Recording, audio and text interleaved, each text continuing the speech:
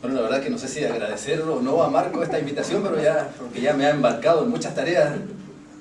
Me hizo ir hasta Santiago y a otras partes ahí con sus relaciones académicas, que en todo caso han sido bastante positivas, en un círculo muy distinto del cual yo suelo contactarme más cotidianamente.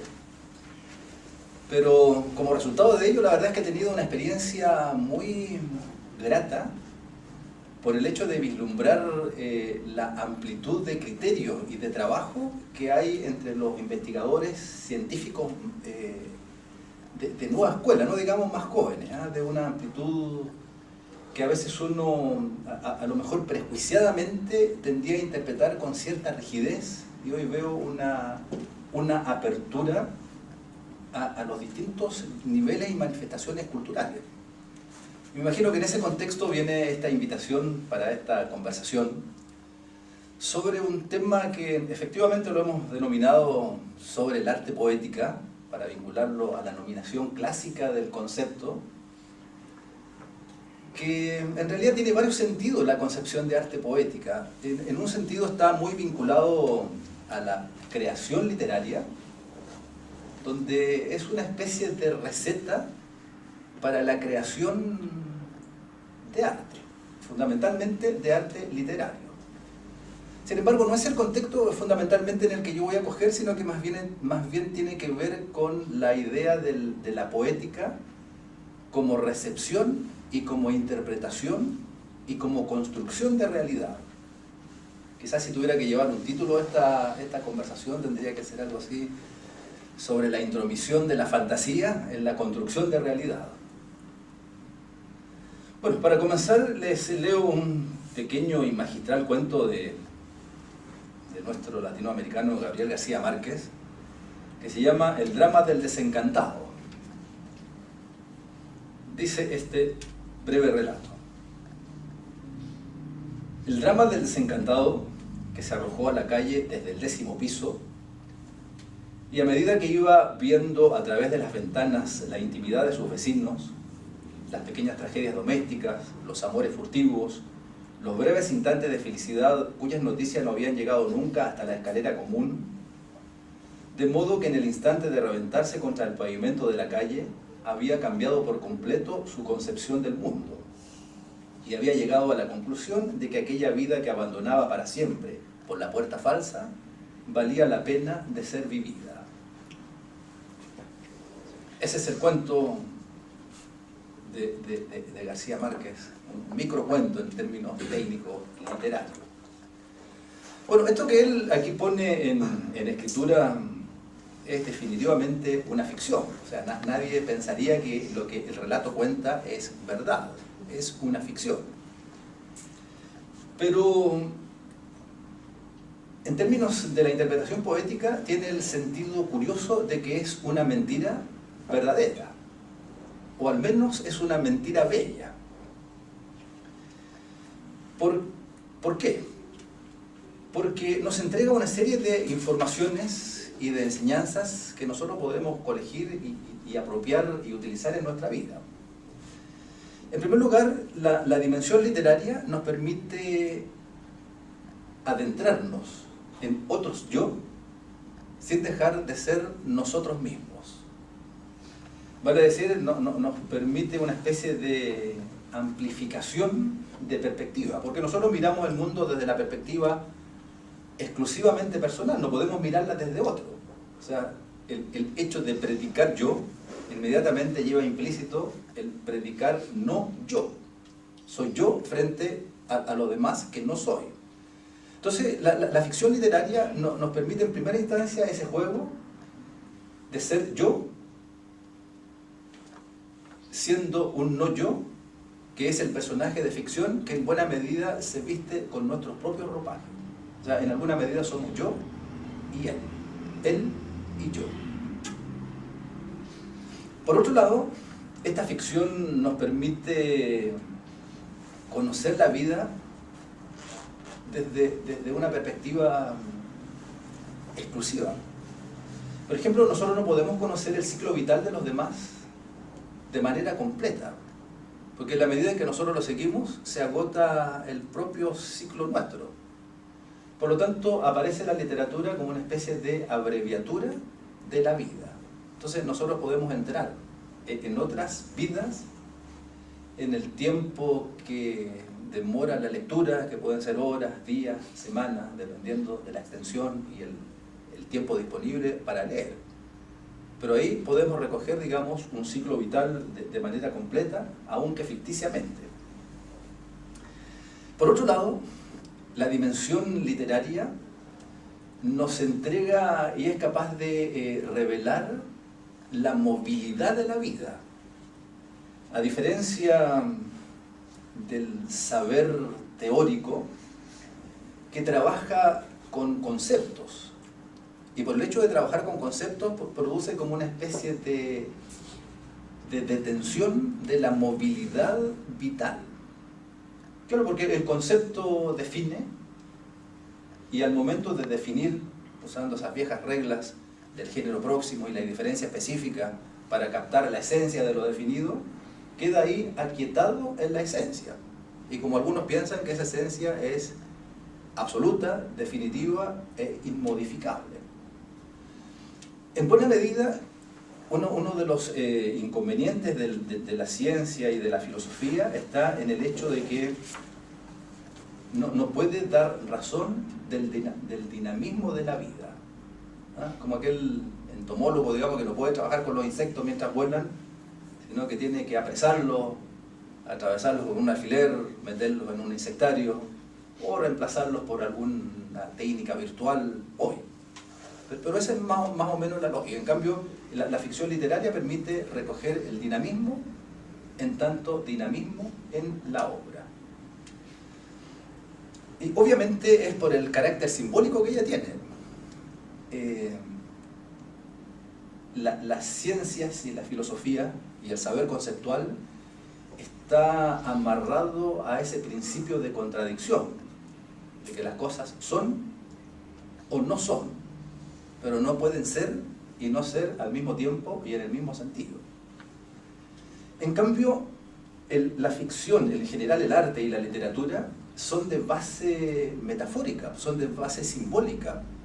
Por lo tanto, ahí no está la oposición ser-no ser. Las cosas pueden ser algo y ser otra cosa a la vez.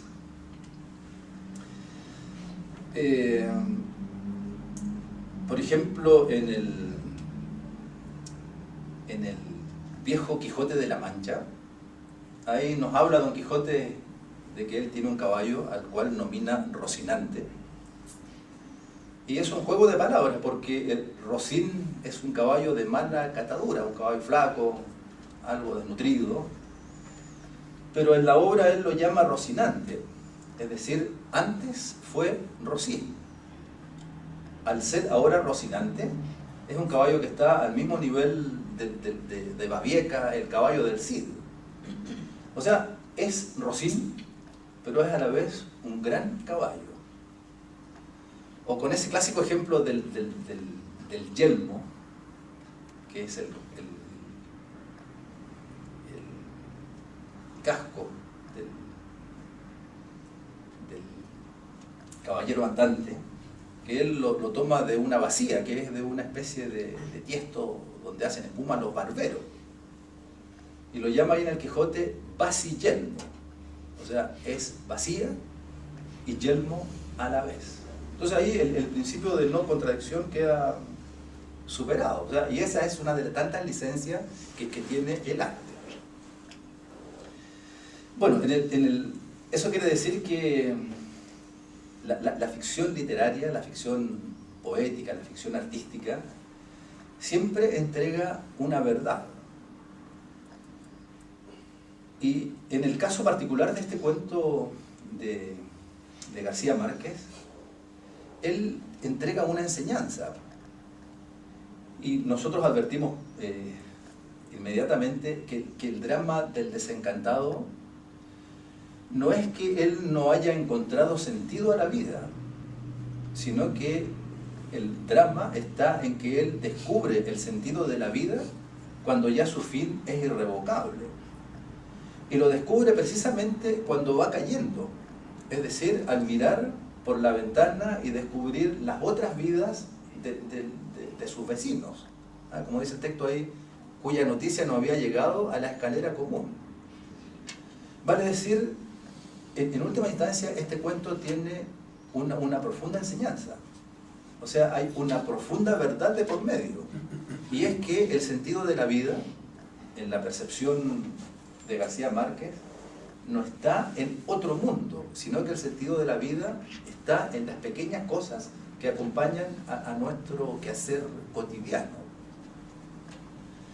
Obviamente el tema del sentido de la vida ha dado lugar a innumerables libros de metafísica, desde la metafísica platónica en adelante, y todos ellos con textos voluminosos, difíciles de entender, y aquí el texto de García Márquez nos los entrega en unas pocas líneas. Además que la metafísica es un saber, como la palabra misma lo indica, que busca principios más allá de las cosas para darle sentido a ella. Es decir, es una metafísica. Va en busca de elementos, si ustedes quieren, trascendentes, que están más allá de lo físico para que le den sentido al acontecer físico. Y García Márquez en su relato no tiene necesidad de ello, sino que nos revela el sentido de la vida en el dinamismo y acontecer mismo. Bueno, todos dirán brutalmente, pero resulta que esto es ficción, resulta que esto es mentira. Claro, ahí viene precisamente el valor del arte de que es, como les digo, o una mentira verdadera, que mirado del principio de contradicción parece un absurdo, o al menos es una mentira bella. Es decir, siendo ficción lo que relata, hay profunda verdad. Hay un lindo cuento de Borges que se llama El Inmortal.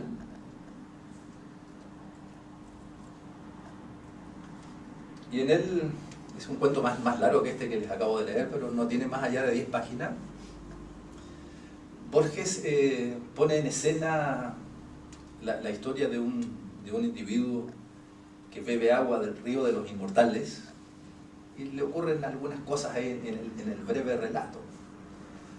Pero en no más de 10 páginas nos revela cuál sería la vida humana si nosotros nos tornáramos inmortales. Y ahí nosotros captamos inmediatamente que lo que nosotros entendemos por vida cambia, pero radicalmente. Porque la muerte, digamos, no es algo que lo que es nuestro final y que es nuestro límite, sino que la muerte aparece inundando el quehacer de la vida entera.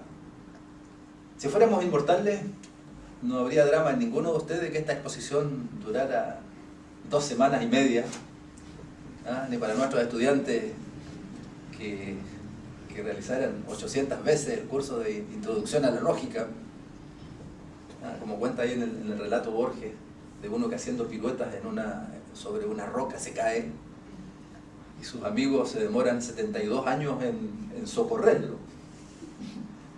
Claro, no había prisa porque no iba a morir. Y además, ¿qué más daba si era inmortal demorarse todo eso?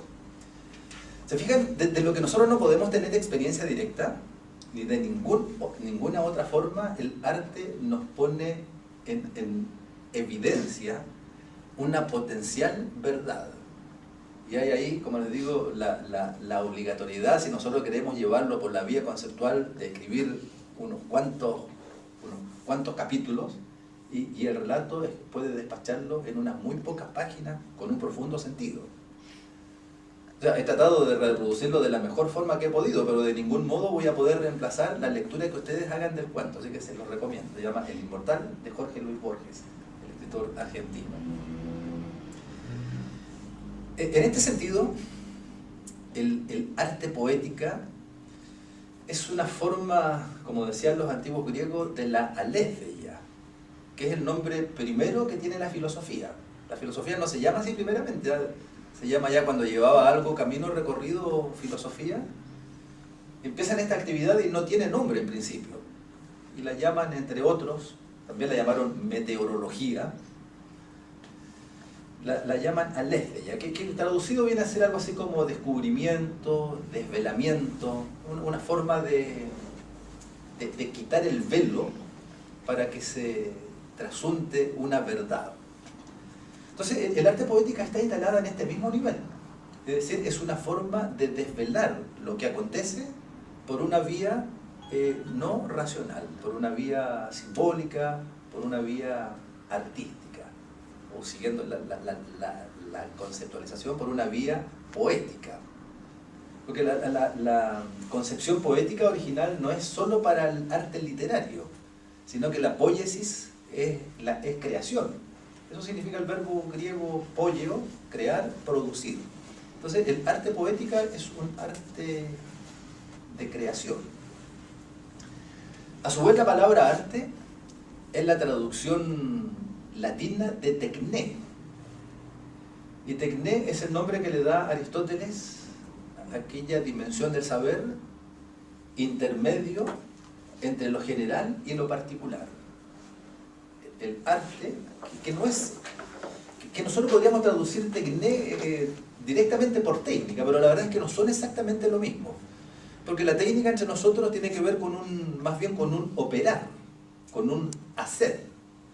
En Aristóteles la técnica es un saber hacer.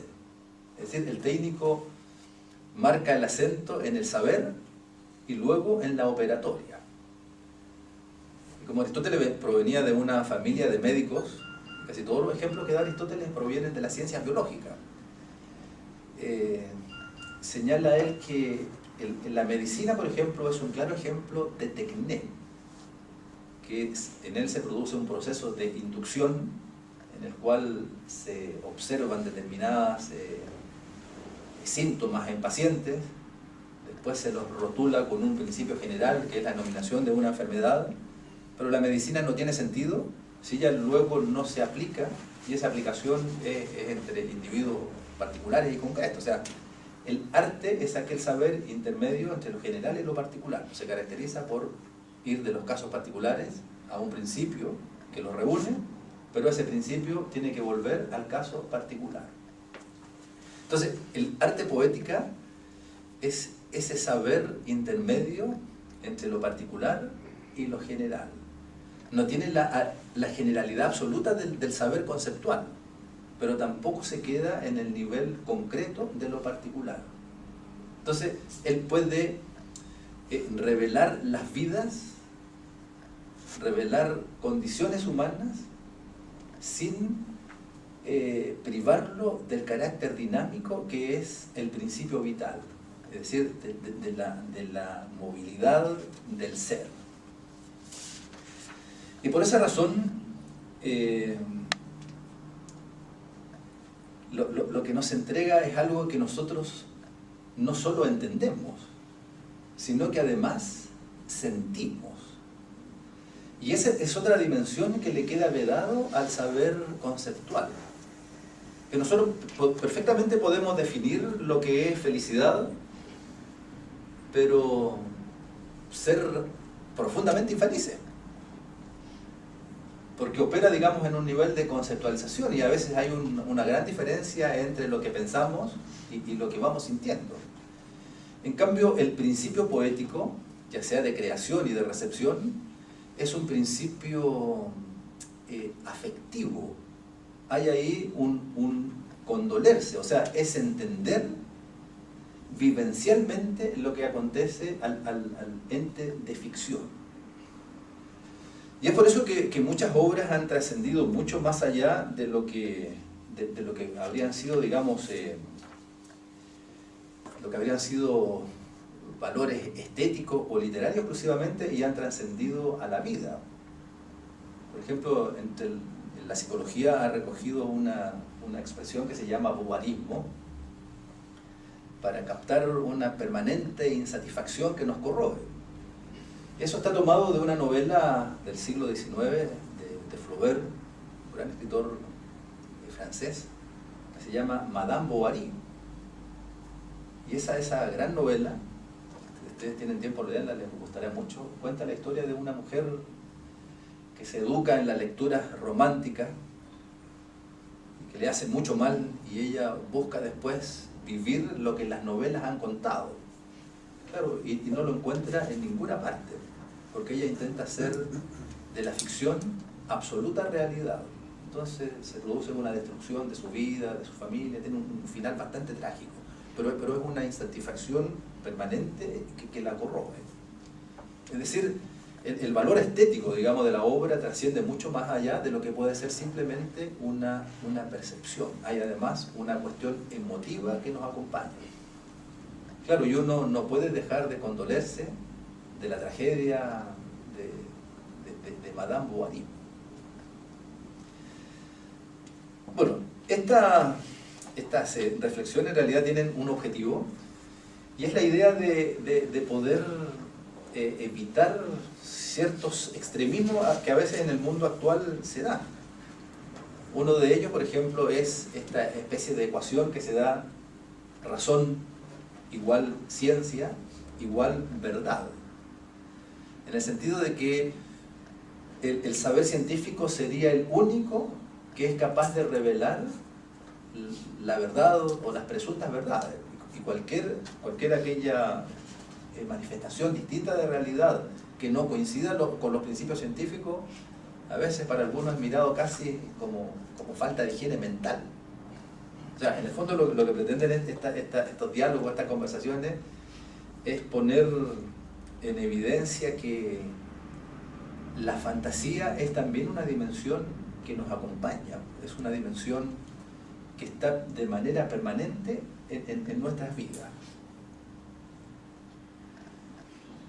Aristóteles, ¿sí? Quería hacerte una observación o consulta. Has usado varias veces la palabra verdad. El término verdad o verdadero en matemática está claramente definido. En el contexto tuyo, ¿podrías explicarnos un poco cómo se entiende esto de verdad? O sea, ¿qué realmente significa? Trataremos de hacerlo así en pocas palabras porque el tema es complejísimo. Digamos, es la pregunta. Tenemos 80 años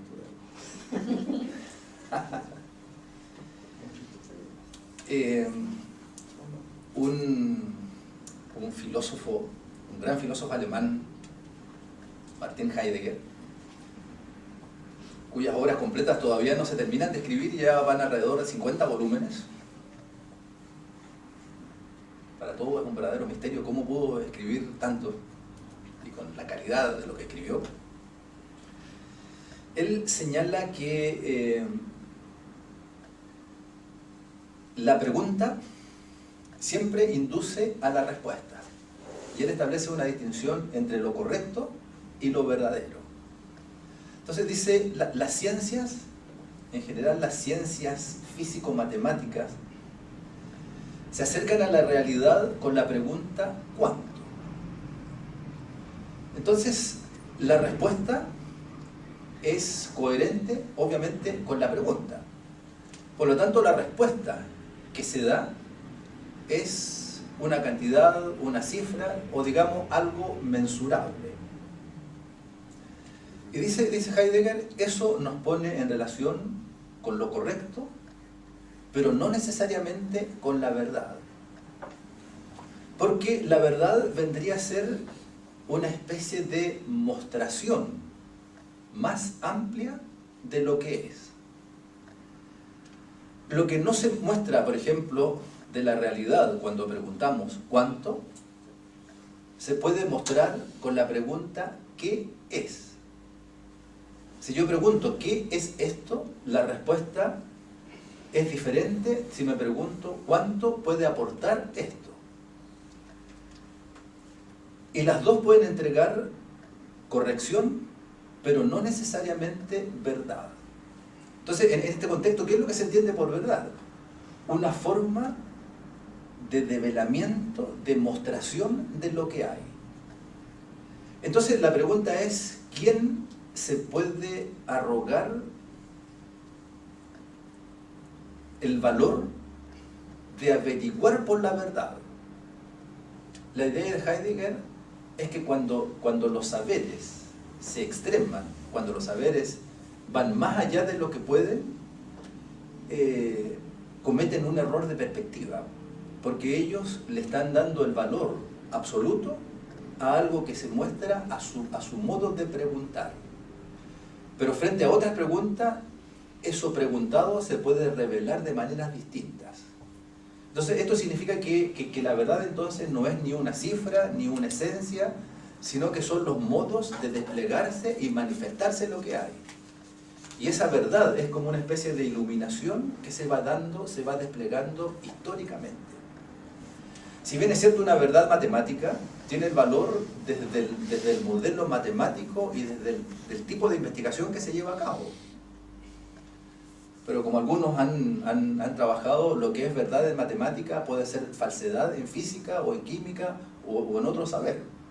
O una verdad de las ciencias experimentales, si se le agrega una variable no considerada, se transforma inmediatamente en otra cosa. Entonces, la verdad vendría a ser el modo de mostrarse, de develarse, de iluminarse lo que hay. Y eso lo devela el arte, la ciencia, la filosofía, la religión.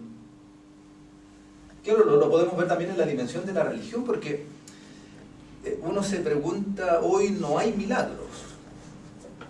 Y la verdad es que los milagros se dan en el mundo de la religión, o sea, se revelan los milagros en tanto yo me acerco a lo que hay desde la dimensión de la fe. Pero si yo me acerco desde la dimensión racional, no hay milagro, porque ahí el modo de interrogar no coincide con el modo de demostrarse la realidad. Como dicen algunos, esas son verdades que se revelan al corazón, no a la razón. De hecho, Pascal, el famosísimo Pascal, tiene ese conocido pensamiento que dice que hay razones del corazón que la razón no las entiende. No, yo creo que la razón entiende perfectamente las razones del corazón, solo que la razón no las vive, las define. En cambio, el arte poético precisamente entra por ahí, en la dimensión del sentir, de la vivencia. No sé si respondo en parte a la pregunta. Ahora, la verdad es individual, dependiendo de las estructuras, las experiencias de determinada persona, no es general. También hay distintas miradas. Estamos desde la percepción, digamos, muy subjetiva, en la cual, claro, efectivamente habrían tantas verdades como individuos hay. Pero, como algunos han señalado, el individuo forma parte de un círculo social, de una historia, tiene una biología común, que si yo digo, mira, esto es blanco o semiblanco o crema, aún con los matices que lo podamos percibir, podemos acordar en ello. Además, como los integrantes en una misma cultura tienen una historia y un pasado común, suelen ver en las cosas similares. Entonces, por ahí, digamos, se pretende buscar como ciertos acuerdos, ciertos consensos, cierto sentido más amplio de lo que pueda ser verdad.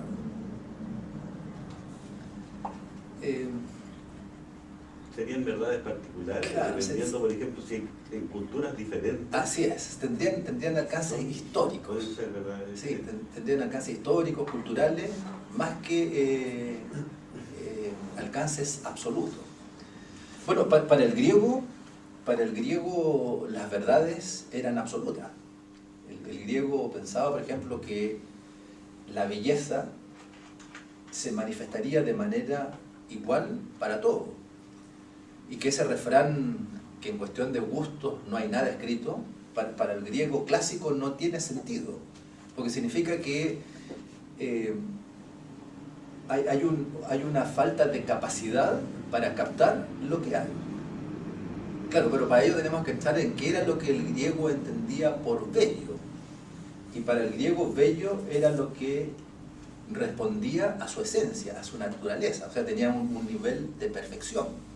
Por eso entre los griegos estaba esa trilogía bello, bueno, verdadero.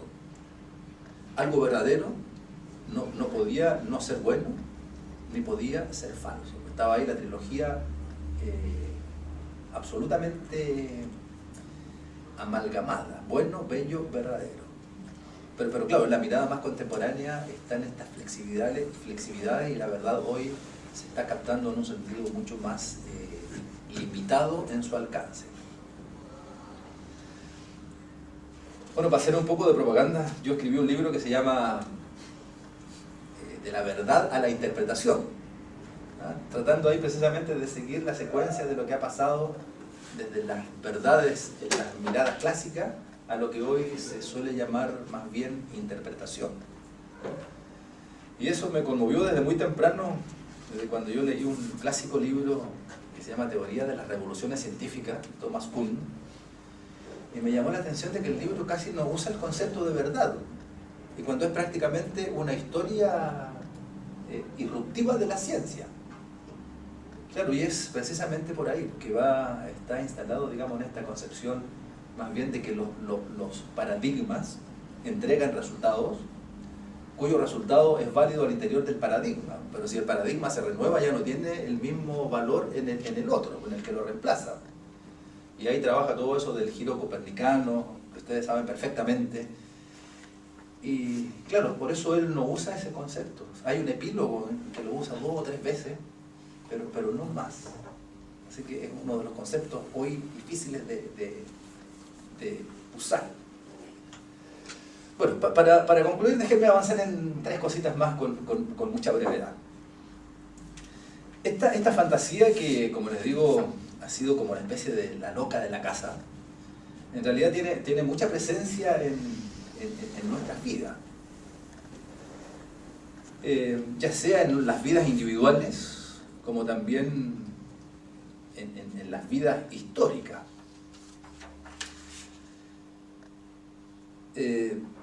Por ejemplo, creo yo que la República de Platón, esa gran obra que él escribió, o la Política de Aristóteles, están casi, cuando ellas aparecen, están casi en el mismo nivel de 20.000 leguas de viaje submarino de Julio Verne.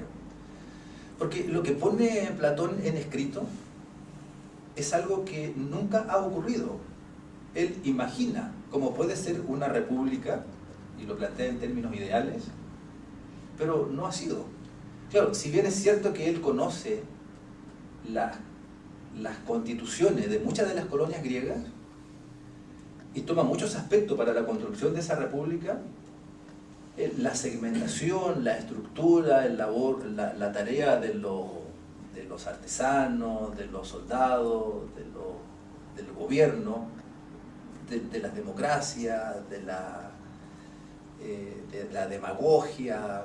Platón hace una descripción como que él hubiera conocido todo eso y hace un análisis de los aportes y de los riesgos. Eso que plantea es pura ficción, no está en su mundo. Y luego Aristóteles, cuando escribe La República, Aristóteles es discípulo por 20 años de Platón, en La República también pone en el papel algo que nunca ha sido. Y andando el tiempo, estas que fueron ficciones se empiezan a transformar en realidades. Y ya para los romanos, construir una gran república es hacer lo que Platón y Aristóteles contaron. Pero en principio fue ficción. Y eso mismo acontece, por ejemplo, no sé si en el descubrimiento o en la constitución o en la invención de América. Fíjense ustedes que los 2 grandes capitanes de conquista americana, Hernán Cortés y Pedro de Valdivia, escriben ellos numerosas cartas de probanza para que le reconozcan los méritos y sean reconocidos por la corona española con algún premio. Aunque ya ellos habían pedido el 10% de las tierras descubiertas, imagínense que era bastante. Pero en las cartas ellos ponen en descripción algo que en realidad es más literatura que realidad. En primer lugar, el modelo que ellos tienen es un modelo literario. El comentario de la Guerra de las Galias de Julio César. Por otro lado, tienen un modelo que les es muy cercano, que es una obra que se llama Jerusalén Liberada, de Torcuato Tasso, y ahí aparece descrito el verdadero capitán de guerra. Y como ellos se sienten capitanes de la conquista de América, ellos adecuan su perfil al perfil del personaje literario. Y además tienen muy presente una obra que era muy conocida en la época, probablemente Hernán Cortés estuvo en la Universidad de Salamanca, que era El cortesano de Baltasar de Castiglione. Entonces ellos son guerreros, cortesanos, diplomáticos. Es decir, en sus cartas el modelo que ellos recogen es un modelo literario. De hecho, Bernal Díaz del Castillo después escribe la verdadera historia de la conquista de la Nueva España, un poco para desmentir lo que Cortés ha puesto en las cartas. Claro, porque él no lo reconoce como los hechos reales, sino que lo reconoce como una construcción literaria en la que ellos se presentan. Bueno, entonces esta ficción se hace presente en la realidad. Cuando García Márquez recibió el Premio Nobel de Literatura, que pronuncia un discurso muy breve, y casi la mitad del discurso es un comentario sobre una crónica de Antonio Pigafetta, que es un marino que hace de cronista y que acompaña a Hernando de Magallanes en la primera vuelta alrededor del mundo. Y Pigafetta ve cerdos con el ombligo en el lomo, así engendros de animal con patas de carnero, cuerpo de chancho, cabeza de mula. Vale decir, Pigafetta mira América desde las lecturas medievales que ellos tenían. Entonces, bueno, de ahí aparecen los caribes y los caníbales. Claro, porque ellos creen que han llegado a la tierra del Gran Khan. De ahí la nominación de caníbales. Y América se empieza a construir a imagen y semejanza de las lecturas que ellos tenían, de las lecturas medievales que ellos tenían. Entonces, después, claro, esto lo recoge literariamente García Márquez y muchos de ellos lo ponen en su Macondo de los 100 años de soledad. O sea, el Macondo de 100 años de soledad no es pura ficción, sino que él recoge elementos de las propias crónicas de la conquista y de la colonia. Y en el caso particular nuestro, mucha de la visión y de la percepción que nosotros tenemos de nuestros mapuches están tomadas de la Araucana de Ercilla.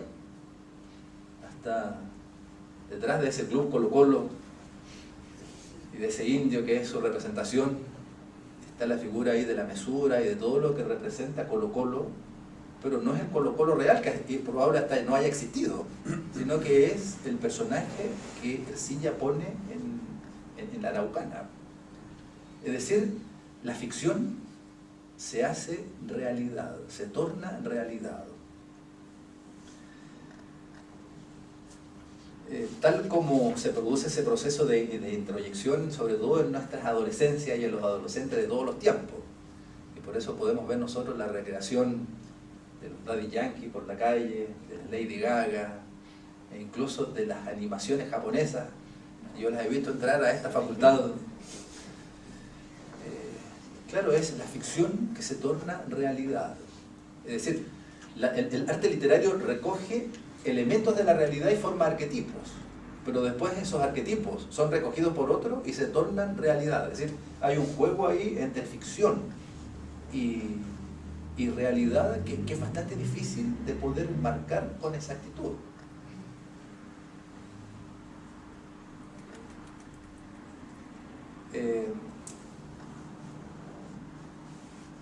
El que dijo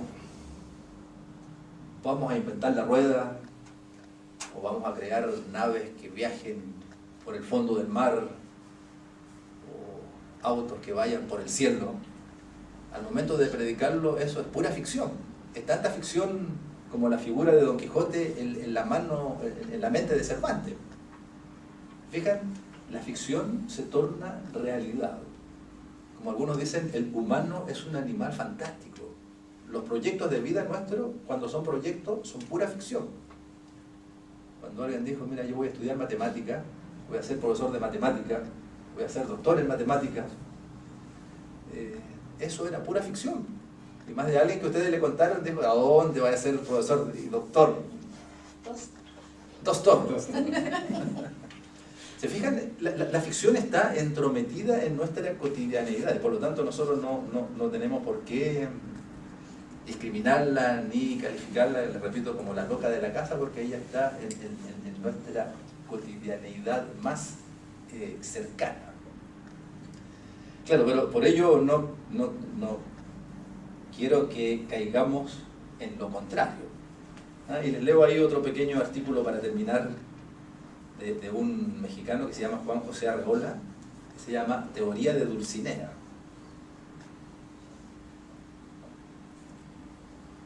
Bueno, Dulcinea, ustedes recordarán, es la enamorada del Quijote, que en la realidad es una safia campesina, pero él cuando la mira con los ojos del amor se vuelve ella dulce y amorosa y se torna en Dulcinea.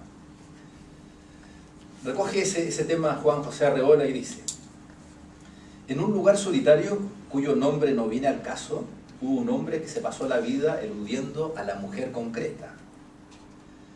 Prefirió el goce manual de la lectura y se congratulaba eficazmente cada vez que un caballero andante embestía a fondo uno de esos vagos fantasmas femeninos, hechos de virtudes y faldas superpuestas, que aguardan al héroe después de 400 páginas de hazañas, embustes y despropósitos. En el umbral de la vejez, una mujer de carne y hueso puso sitio a la anacoreta en su cueva. Con cualquier pretexto entraba al aposento y lo invadía con un fuerte aroma de sudor y de lana, de joven mujer campesina recalentada por el sol. El caballero perdió la cabeza, pero lejos de atrapar a la que tenía enfrente, se echó en pos a través de páginas y páginas de un pomposo engendro de fantasía. Caminó muchas leguas, alanceó corderos y molinos, desbarbó unas cuantas encinas y dio 3 o 4 zapatetas en el aire. Al volver de la búsqueda infructuosa, la muerte le aguardaba en la puerta de su casa. Solo tuvo tiempo para dictar un testamento cavernoso, desde el fondo de su alma reseca, pero un rostro polvoriento de pastora se lavó con lágrimas verdaderas y tuvo un destello inútil ante la tumba del caballero andante. Es decir, no por negar la realidad y darle estatus más allá del conveniente a la ficción, terminemos como esta teoría de Dulcinea de la que nos habla Arreola, y que dejemos de amar a la mujer concreta para amar mujeres ideales inexistentes. Eso es lo que quería compartir con ustedes y escuchar sus comentarios, consultas, críticas, abucheos. Aplaudamos primero consultas, comentarios. Carlos. A mí me gustaría escuchar tu opinión con respecto a la siguiente observación. El lenguaje, a mí me parece que está hecho de una forma concreta, tiene reglas, tiene gramática, ¿cierto? Y cada sustantivo representa conceptos, hay adjetivos, ¿cierto? Hay reglas de cómo combinar las palabras y eso conduce a un número, creo yo, limitado de conceptos o situaciones o arquetipos, lo que sea que se puedan describir. Sin embargo, pasa con la poesía o con otras formas de arte, que a pesar de usar un lenguaje que describe conceptos concretos y conocidos, cuando alguien la lee lo lleva a sentimientos, a cosas que no son descriptibles en el lenguaje mismo. Por ejemplo, si una poesía describe la belleza de una flor, de un paisaje, de una mujer, o en la misma medida que, no sé, porque si uno en un plano dibuja un cubo, a pesar de que está hecho en 2 dimensiones, uno entiende algo en 3 dimensiones. Entonces, ¿cómo se produce eso? ¿Eso es un poder del lenguaje o es un poder del individuo el hecho de, a través de un lenguaje que está hecho entre comillas para describir algo de 2 dimensiones, inducir algo que tiene mucho más dimensiones? No sé si me explico bien. Absolutamente, absolutamente. Bueno, la pregunta por la verdad, y esta pregunta son las preguntas de la filosofía contemporánea, no cabe ninguna duda. Y han dado respuesta, pero desde muchas perspectivas al respecto. Incluso hasta el mismo Maturana ha entrado una y otra vez en el tema. Y una de las respuestas más frecuentes es que ser humano y estar en posesión del lenguaje es exactamente lo mismo. Que el humano se constituyó como tal cuando toma posesión del lenguaje. Ahí se marcaría, digamos, el límite entre la animalidad y la humanidad. Y se ha ido reemplazando la idea del animal racional aristotélico por el animal parlante, el animal comunicativo, en el sentido de que somos humanos, vuelvo a repetir, por la posesión del lenguaje. Entonces, este lenguaje es lo que nos permite viajar en el tiempo, en el espacio, adentrarnos en la dimensión de lo invisible, de lo desconocido, crear ficciones, hacer ciencia, hacer filosofía. Pero, según muchos, este lenguaje no nos asegura el entrar en una dimensión, como diríamos, dura y definitiva de la realidad. No nos asegura entrar en verdades, aun cuando el lenguaje ha tratado de acotarse lo que más puede. Y dicen, fíjate, que la razón de ello está en que el lenguaje está montado sobre un terreno pantanoso, porque el lenguaje es una metáfora. Entre el signo y el significado no hay una relación necesaria. Por lo tanto, nosotros podemos llamar a lo que hay de la manera que se nos antoje. Solo no lo hacemos porque hay una convención, y hay una convención ya histórica. Por lo tanto, ahí hay un peso histórico del lenguaje. Pero en última instancia, si nosotros escarbamos su trasfondo, nos vamos a encontrar con que él es una metáfora como cualquier otra. Entonces, la pregunta que se hacen ¿es posible construir una ciencia dura teniendo como base un lenguaje tan dúctil y en última instancia metafórico? Y eso es una gran interrogante que tiene a todos los filósofos de cabeza en alguna medida para tratar de dar una respuesta. O sea, si es posible alcanzar principios universales y verdaderos con un instrumento que no es ni universal ni verdadero, sino que tiene este carácter metafórico. Bueno, este gran Heidegger ha escrito trabajos preciosos. Es bastante complicado el estilo heideggeriano, sí, pero el trasfondo es muy sencillo. No sencillo, me corrijo, es muy comprensible, lógico. Y tiene un trabajo que se llama De camino al habla, donde él señala que el mostrarse el ser es a través del lenguaje, que en el lenguaje mora el ser. Y ahí estarían, digamos, depositadas como las presuntas verdades, o por lo menos los modos más válidos que el humano ha podido recoger a través de la historia. Pero sí, yo estoy de acuerdo contigo que se han hecho ingentes esfuerzos por tratar de hacer de este mecanismo débil que podría ser el lenguaje lo más riguroso posible. Y están todos los volúmenes de las filosofías del lenguaje que intentan darle una base sólida, pero la verdad es que ninguno ha podido llegar a resultados muy, digamos, definitivos. En relación a eso, aquellos pueblos, digamos, que no llegaron a tener un lenguaje, ¿no son seres humanos? Pueblos primitivos, por ejemplo. No, pero los pueblos primitivos tuvieron lenguaje solo, no tuvieron escritura, no tuvieron a lo mejor el lenguaje en el mismo desarrollo nuestro. Y aquí precisamente ahí es donde aparece una vez más el tema de la verdad. Mira, en las investigaciones que se han hecho con algunos pueblos, algunas tribus de Canadá, y algunos registros que han quedado los Inuit, si mal no recuerdo, lo que se ha podido reconstruir que su lenguaje no tenía formas verbales. No había el modo de predicar las cosas en el tiempo. Para ellos el presente era casi como una eternidad. Entonces nosotros podríamos, si lo miramos desde hoy, podríamos decir que eran ignorantes, no pensaban, vivían en el error.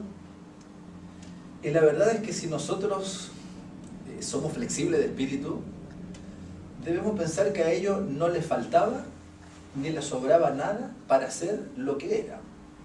Eran un pueblo que vivía una vida tan verdadera o tan falsa como la nuestra. Cuando nosotros hacemos esas contrastaciones históricas es donde nos aparecen estos quiebres. Pero mirado las culturas desde su propia interioridad, son ellas lo que son.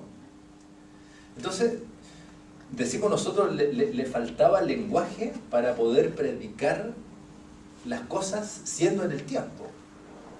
Pero eso no le faltaba a ellos, eso nos falta a nosotros. No sé si logro... Sí, no, sí, entiendo. Es Por ahí yo podría pensar en lo que me preguntaba al comienzo, respecto de la verdad. Claro. Está en estrecha relación. Y tampoco respondiendo también a lo que tú preguntabas, te fijas, ellos tienen un lenguaje reducido, pero están ellos en el lenguaje. Y a través de lo que tienen, se les muestra lo que para ellos podría ser verdad.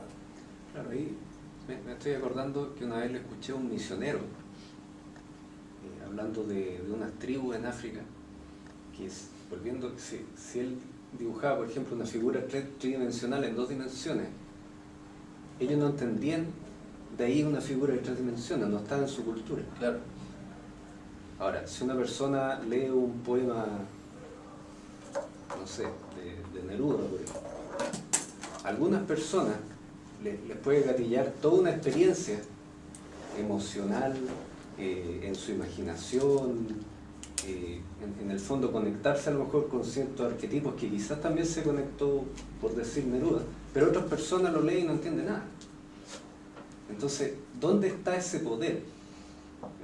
Hay otro, no sé si tú has visto, hay unos juegos así, hay unos dibujos que son puros puntitos, que si uno se enfoca la vista ve una figura tridimensional en esos puntitos, y hay gente que no los ve. Entonces, ¿dónde está ese poder? Ese poder está en el lenguaje, está en el que lo interpreta, está en la cultura. A eso va a ir un poco mi pregunta. ¿Cómo funciona? Una respuesta muy simple es que está en todas partes. Está en la persona, en el lenguaje, en la cultura, en el momento histórico, es decir, en una mirada muy holística. ¿Sí? Con relación al cuento, el primer cuento de Gabriel García Márquez, el que desencantado, ¿cierto? La persona... Era un matemático, porque se le olvidó decir eso. El desencantado. Sí. Se tiró del 10º piso, no sé qué, y va mirando, ¿no es cierto?, en cada ventana ve algo diferente y concluyó al llegar abajo que en realidad él no conoció muchas cosas, ¿cierto? Claro. Entonces, si uno lo llevamos a un plano más, una vida, como el viaje de la calle, hacer la vida de una persona, ¿cierto? Entonces, claro, uno o todas las personas, tal vez todas, a lo mejor, no sé, ven una parte, ¿no? Porque cada uno tiene su propia vida, ¿cierto? Sí. Y yo creo que sería como imposible ver todas lo que hay, porque yo no puedo ser matemático, químico, físico, mirándolo desde el punto de vista científico ahora, sí. digamos, porque no me daría el cerebro, ¿no es cierto?, para aprender todo, y tal vez alguna persona será, pero en general no, y además arte y todo lo que hay. Entonces, no sería más aceptable, digamos, pensar que en realidad llegar a conocer una verdad, digamos, que sea una verdad, entre comillas, tiene que ser como sociedad, no como individuo. porque en el fondo hemos ido avanzando así en esta poca historia, ¿no es cierto?, los últimos, no sé, 100, 200 años de conocimiento, y mirándolo ahí, que unos se dedican a una cosa, otros se dedican a otra, y se han construido tecnologías, qué sé yo, pero en forma colectiva. ¿Sí? Entonces no sería razonable que en realidad encontrar una verdad, que la que se busca, la que todos buscamos, tiene que ser colectiva, no da para hacer en forma individual. Mira, muchos piensan en eso. Fíjate que la dialéctica de Platón, los diálogos de Platón nunca terminan con una conclusión. Ahí hay discusiones sobre el tiempo, sobre el espacio, sobre el ser, sobre el no ser, sobre la verdad. Hay innumerables temas, pero siempre quedan abiertos.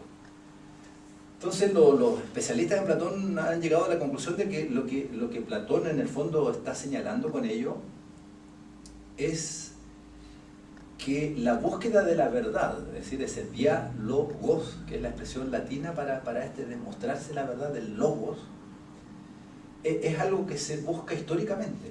O sea, cada generación recoge lo que sentó la anterior y a su vez la subsiguiente, y así se va construyendo, como tú dices, una verdad más que individual, histórica.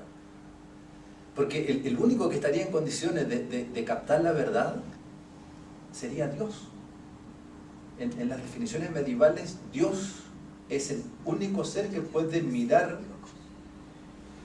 todo lo que hay desde todos los tiempos y desde todas las perspectivas a la vez. Pero esa omnisciencia, como tú bien dices, no está en el humano. O sea, nosotros miramos el mundo desde nuestra perspectiva, pero no podemos mirarla desde la otra. Pero claro, ahí sí, hay esa idea, que pueden ser más bien construcciones históricas que no individuales. Oye, pero ¿no será que estamos como entrampados en preguntas muy antiguas, que quizá... porque son también una cuestión de lenguaje y es una cuestión de cultura.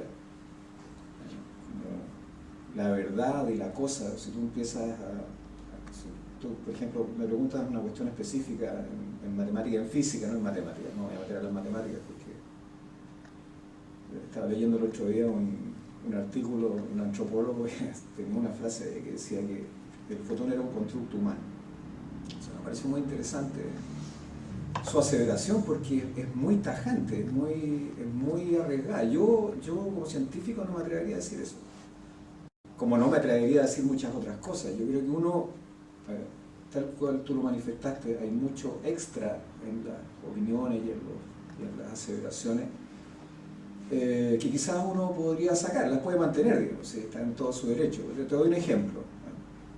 Esta cuestión de los paradigmas científicos.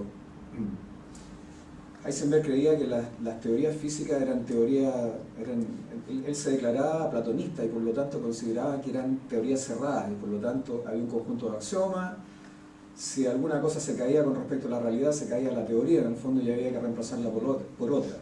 En estricto rigor en la práctica eso no es así, porque si tú tomas el principio de Newton y sacas alguno de los presupuestos iniciales, por ejemplo, esto del tiempo fluye, que podría no haberlo puesto, ¿no? Podría haber dicho, mira, me parece que el tiempo fluye, o podría haber hecho otras definiciones. Más adelante la teoría de la relatividad resulta ser una generalización de la teoría de Newton, ¿no? Pues la teoría de Newton no es más que restringir la relatividad a velocidades pequeñas, punto, se acabó. Porque en el fondo lo que haces tú es hacer coincidir tu estructura matemática con el fenómeno.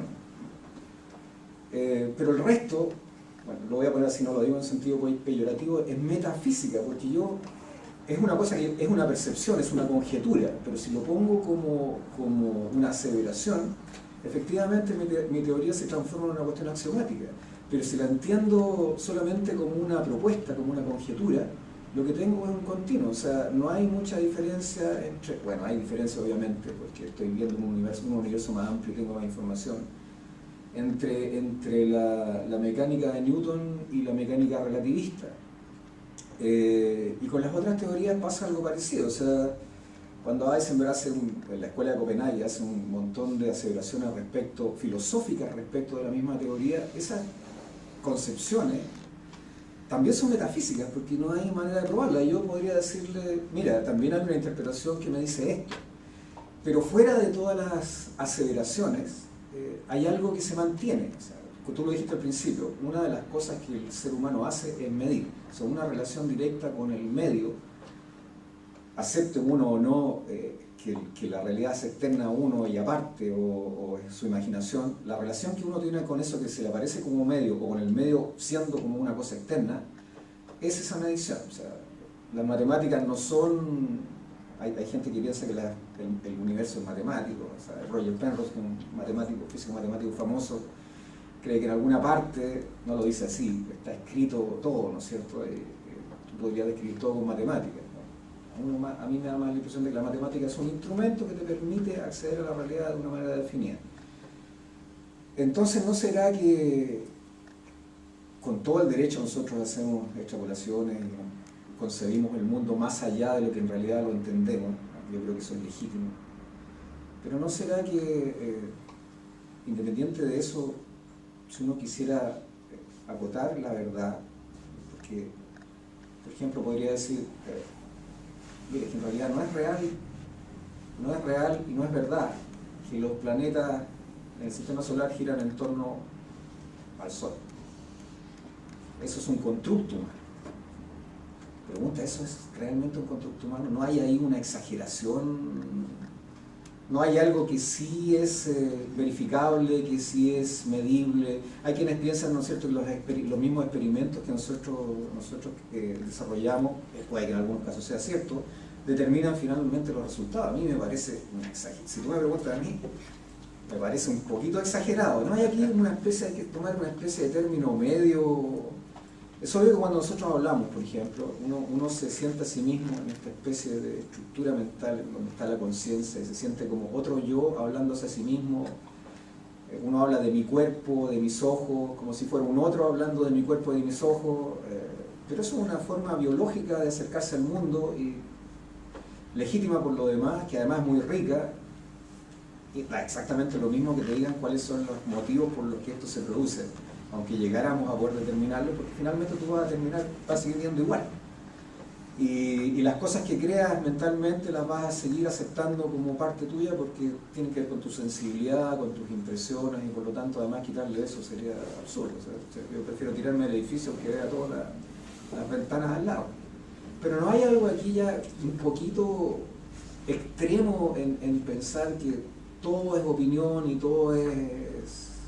Te lo pregunto desde el punto de vista de la ciencia, porque yo creo que hay que separar las dos cosas, no en el sentido que las otras cosas no sean válidas, sino que lo que hace la ciencia es hacer un intento, que puede ser vano o no, de tratar de interpretar el mundo, explicárselo, y tiene un plus, que yo creo que se acentúa poco, que es tratar de transformarlo. O sea, pero ya no transformarlo desde un punto de vista ideológico, sino que transformarlo físicamente. Es decir, tú quieres ir a la luna, yo necesito de esa ciencia. Tú quieres, no sé, mismo microscopio electrónico, o tú quieres develar la naturaleza del ADN, tú necesitas instrumentos, pero para esos instrumentos tú necesitas saber si efectivamente la naturaleza o la realidad objetiva, que lo que tú consideras objetivo, es efectivo. O sea, haces experimentos para eso. O sea, pero de ahí a decir, por ejemplo, que un fotón es un constructo humano, no hay un poquito de exageración. De exageración. Pero una opinión, por supuesto. Sí. Mira, yo creo que el paradigma imperante hoy hace que nosotros miremos la realidad de una manera muy antropomórfica, es decir, desde la condición humana. Entonces, yo entiendo la expresión, y hay mucha matemática y ciencia hoy que es de estirpe fenomenológica. De hecho, el método fenomenológico de la filosofía nació en la búsqueda desesperada de Husserl por encontrar un método para las matemáticas. Las primeras obras de Husserl son filosofía de la lógica, filosofía de la aritmética, y después empieza él a derivar a la parte, digamos, filosófica, y ahí se entrampó.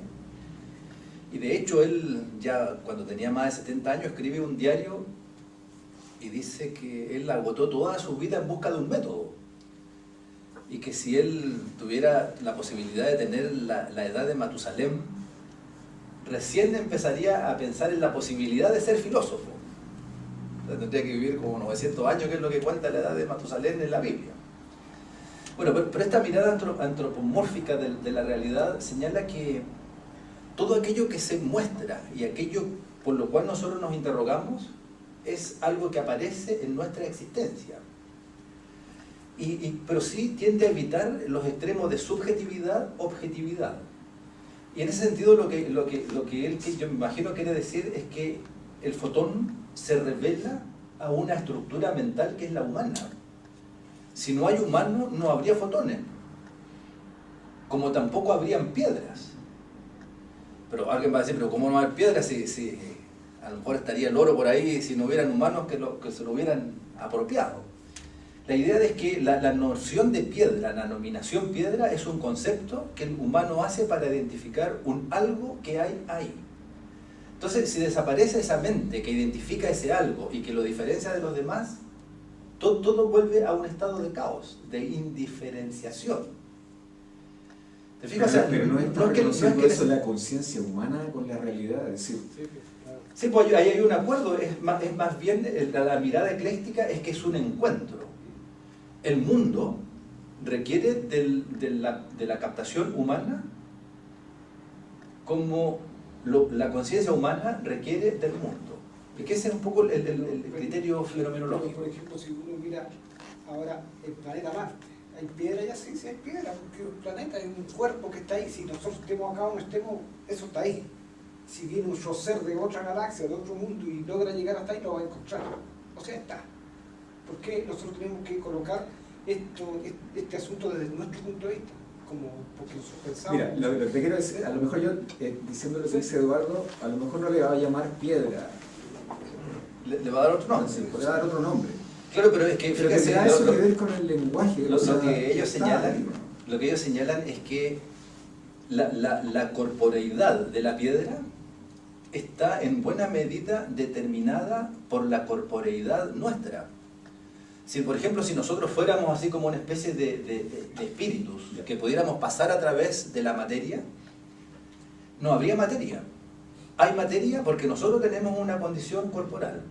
O sea, la idea de los filósofos es que la construcción del mundo no puede desligarse si no es desde la percepción humana. Y no es que el humano se arrogue solo eso para sí, sino que no tiene otra manera de poder mirarlo, solo desde sí. Pero si uno no tiene una manera de poder mirarlo, ¿cómo puede aseverar una cosa? Ese para mí es el problema. O sea, es como pillarse la cola, porque estaba pensando en el constructivismo radical. ¿Sí? Entonces, en el fondo nada existe, lo creo yo. O sea, si tú lo miras sarcásticamente, dices, estos tipos son solipsistas, porque el mundo existe como para ellos. Entonces tú te preguntas, bajo ese supuesto, yo tendría que decir que hasta lo que dicen ellos es digno de duda y lo tengo que poner en la balanza. O sea, nada tiene no hay ninguna cosa que sea segura. O sea, da exactamente lo mismo A que B, que C, que D. Ahora, yo insisto, ¿qué pasa? ¿Cuáles son los resultados finales de esa posición? O sea, a mí lo que más me preocupa es la cuestión objetiva final, el resultado final de una filosofía de ese tipo.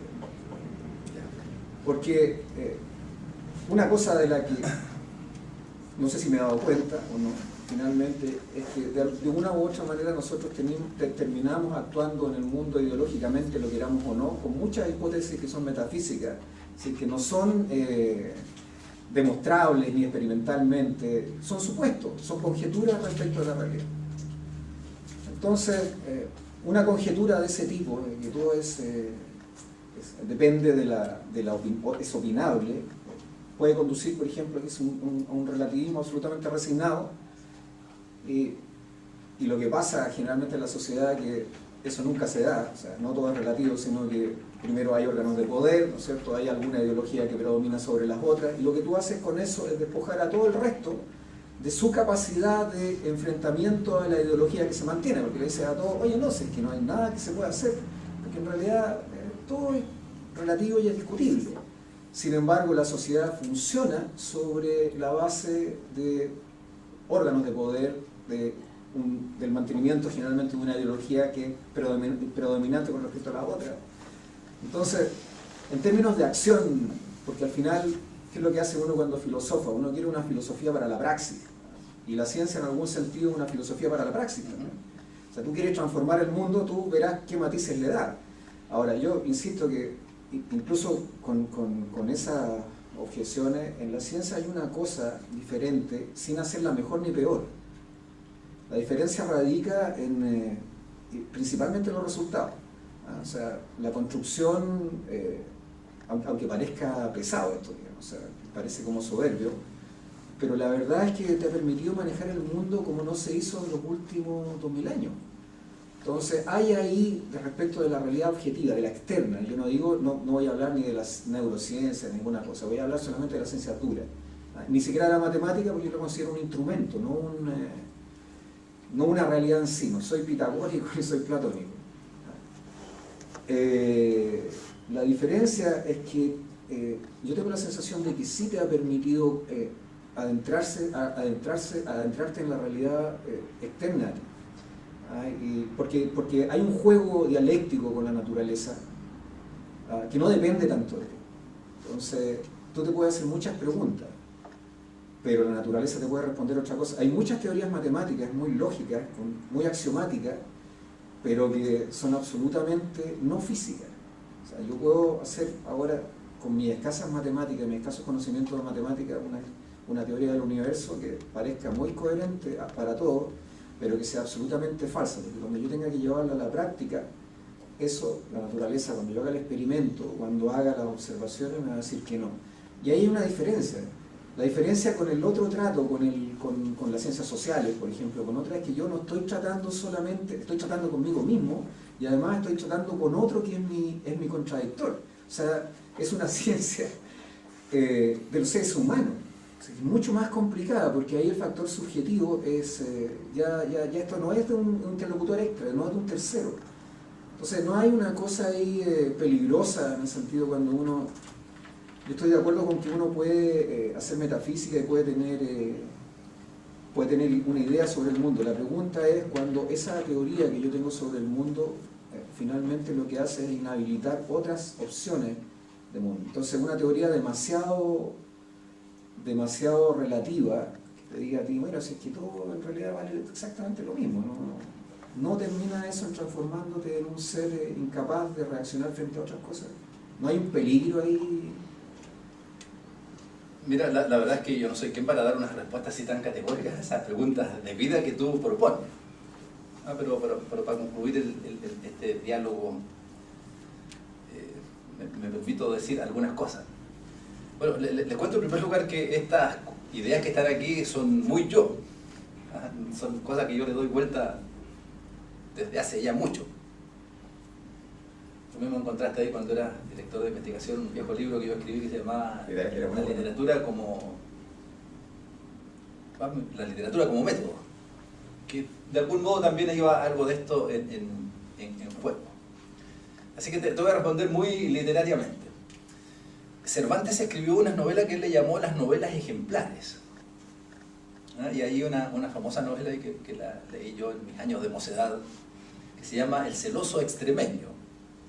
Este era un señor de Extremadura tremendamente celoso y quiso probar la fidelidad de su esposa y contrató a un joven mancebo para que la sedujera. Y ustedes comprenderán cuál fue el resultado del experimento. Y a este conjunto de novelas le llama Cervantes las novelas ejemplares, porque son novelas en el sentido de que nos dejan una enseñanza. Y yo creo que nosotros debemos averiguar e investigar hasta dónde está en seguridad y resguardo nuestra propia vida. Yo creo que hay cosas en la vida que a lo mejor ni es necesario averiguar porque nos pesan y es una carga que no podemos soportar.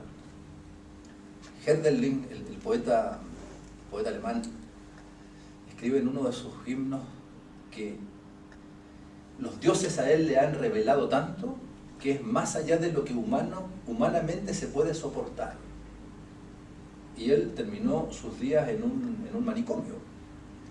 O sea, ya la verdad o esta mostración del mundo llegó a tal nivel que se le volvió peligrosa para la vida. Entonces, así como les decía que hay que evitar los extremos de ciencia, yo también creo que hay que evitar los extremos de literatura. Yo creo que los extremos se vuelven peligrosos. Y me he quedado más bien instalado en ese concepto nietzscheano de que las verdades son aquellas mentiras necesarias para la vida. Las verdades son aquellas mentiras necesarias para la vida. Y si algo nos hace bien y ojalá felices, tú querías que yo dijera que el que se lanzó por el 10º piso probablemente era doctor en matemáticas. Ah, que tú lo pusiste. Pero también le agregué doctor en filosofía. Lo pusiste en otro lado. Claro, en el sentido de que a veces nosotros podemos saber mucho de algo, pero no sabemos de la vida. Y desde mi perspectiva, yo creo que la vida es el dato fundamental y todo lo demás es accesorio respecto del vivir. Entonces, aquel saber que aporta para que nuestra vida sea una vida buena y feliz, bien.